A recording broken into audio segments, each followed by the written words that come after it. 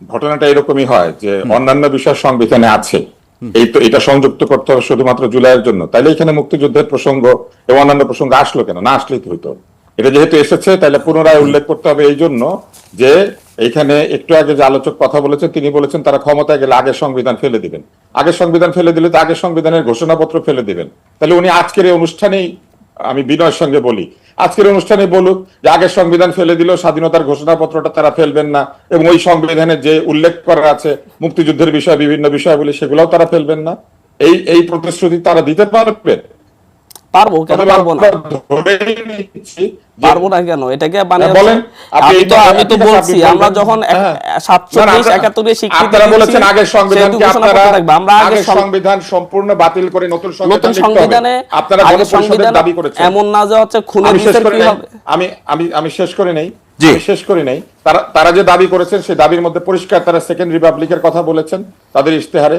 তারা বলেছেন এই সংবিধান তাদের বাতিল করতে হবে এবং গণপরিষদ তৈরি করে নতুন সংবিধান লিখতে হবে। সংবিধান সংশোধনের জন্য কোনো গণপরিষদ দরকার হয় না। সংবিধান সম্পূর্ণভাবে নতুন ভাবে তৈরি করতে গেলে গণপরিষদ লাগবে। তারা গণপরিষদ চেয়েছেন, সংবিধান বাতিল চেয়েছেন এবং তারা নতুন সংবিধান লিখবেন বলেছেন।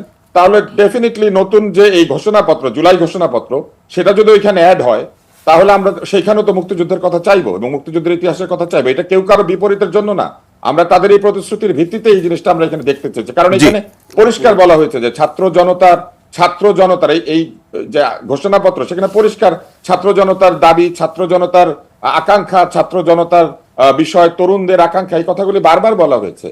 তো যদি তাই হয়ে থাকে তাহলে তো আমরা সেই তরুণদের আকাঙ্ক্ষাগুলি বিবেচনায় নিয়েই তো এই ঘোষণাপত্রকে আমরা বিবেচনা করব, এবং সেইখানে যদি আমরা বিবেচনা করতে যাই তাহলে তরুণদের আকাঙ্ক্ষা হচ্ছে আগের সংবিধান ফেলে দিতে হবে। আপনার সেই বিবেচনায়, যে তুষার ভাই আপনার সেই বিবেচনায় আমাদের হান্নান মাসুদ একটা লাইন যুক্ত করতে চাই। বলুন। লাইন যুক্ত করতে চাচ্ছি। 505টা গণপরিষদ হয়ে পঞ্চম রিপাবলিক চলতেছে, তাই বলে কি প্রথম রিপাবলিকের অংশটুকু ফেলে দেওয়া হয়েছে একেবারে?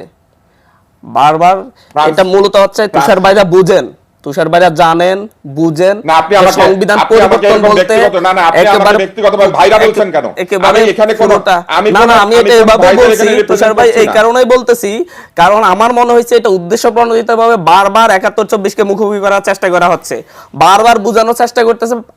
জামাত যেটা প্রতিষ্ঠিত করতে চাচ্ছে সেটা আপনারাও প্রতিষ্ঠিত করতে চাচ্ছেন, জামাত এটাকে প্রতিষ্ঠিত করতে চাচ্ছে তাদের বিপ্লব হিসাবে, আপনারাও ঠিক একইভাবে বারবার 71-24 কে মুখোমুখি করে একই জিনিসটা প্রতিষ্ঠিত করতে চাচ্ছেন। এই দুইটার মধ্যে আমি পার্থক্য দেখতে পাচ্ছি না। এই প্রসঙ্গে এমন না এটা যে তুষার ভাইরা বুঝে না এমন না যে হচ্ছে নতুন সংবিধান রচনা মানে আগের সংবিধানে সবকিছু ফেলে দিবে এমন না, এটা ভাইরা বুঝেন, বুঝার পরও বারবার এই বিষয়টাকে তুলে আনেন, কারণ মুখোমুখি দাঁড় করায় দিতে পারলে